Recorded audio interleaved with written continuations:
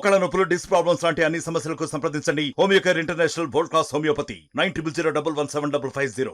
ఎన్నికలకు ముందు గౌరవ ముఖ్యమంత్రి చంద్రబాబు నాయుడు గారు ఎన్డీఏ ప్రభుత్వాన్ని ఈ రాష్ట్రంలో అధికారంలోకి తీసుకొని వస్తే ఎవరైతే పెన్షన్దారులు ఉన్నారో ఓల్డ్ ఏజ్ పెన్షన్ కానివ్వండి, లేకపోతే దివ్యాంగుల పెన్షన్స్ కానివ్వండి, ఇతర పెన్షన్స్ ఏవైతే ఇస్తున్నారో వాటిని ఓల్డ్ ఏజ్ పెన్షన్ అయితే 3,000 రూపాయలు ఇస్తున్నటువంటి పెన్షన్ని 4,000 రూపాయలు చేస్తానని హామీ ఇవ్వడం జరిగింది.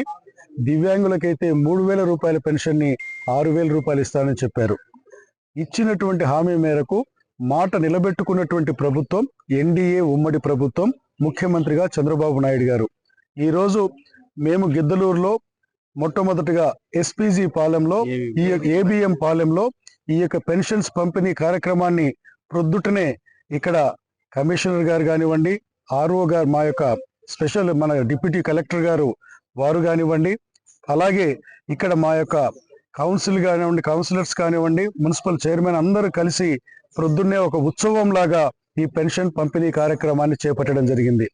మొదటగా ఒకటే మాట చెప్తా ఉన్నాం, చంద్రబాబు నాయుడు గారి ప్రభుత్వం అనేటువంటిది ఒక మాట చెప్తే నిలబెట్టుకునేటువంటి ప్రభుత్వం.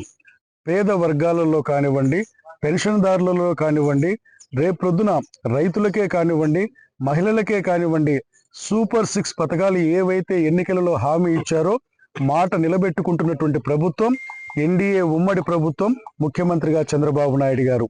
ఈరోజు ఒకటే చెప్తా ఉన్నాం, గతంలో ఉన్నటువంటి ప్రభుత్వం ఏదైతే ఉన్నదో 3,000 రూపాయల పెన్షన్ని 2,000 నుంచి చేస్తామని చెప్పి మేము పెంచుకుంటూ పోతున్నామని చెప్పారు.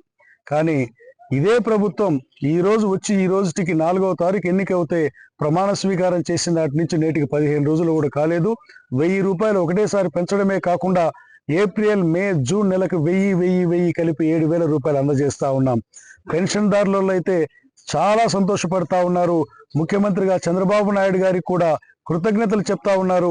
ఇటువంటి మంచి ప్రభుత్వం ఉంటే పేద వర్గాల ప్రజల యొక్క సంతోషాలు మాకు వెళ్లి విరుస్తాయనేటువంటి వాళ్ళు వ్యక్తపరుస్తున్నటువంటి సంతోషాన్ని చూస్తుంటే ఇది ప్రజా ప్రభుత్వం అంటే. ప్రజలకు సంతోషాన్ని కలిగించడమే కాదు, అన్ని వర్గాల సంక్షేమాన్ని దృష్టిలో పెట్టుకొని ప్రభుత్వాన్ని నడపడమే అదే ప్రజా సంక్షేమ ప్రభుత్వం అంటాం. ఆ ప్రజా సంక్షేమ ప్రభుత్వమే ముఖ్యమంత్రి చంద్రబాబు నాయుడు గారి నేతృత్వంలోని ఎన్డీఏ ఉమ్మడి ప్రభుత్వం అని తెలియజేస్తూ హామీ ఇచ్చినటువంటి ప్రతి మాటని మా నాయకుడు, మా గౌరవనీయులు ముఖ్యమంత్రి నారా చంద్రబాబు నాయుడు గారు నిలబెట్టుకుంటారని తెలియజేస్తూ మీ దగ్గర నేను సెలవు తీసుకుంటా ఉన్నాను. నేను మరిన్ని వీడియోస్ కోసం ఛానల్ ని సబ్స్క్రైబ్ చేయండి, లేటెస్ట్ అప్డేట్స్ కోసం వాట్సాప్ ఛానల్ ని ఫాలో చేయండి అండ్ లింక్ డిస్క్రిప్షన్ లో ఉంది.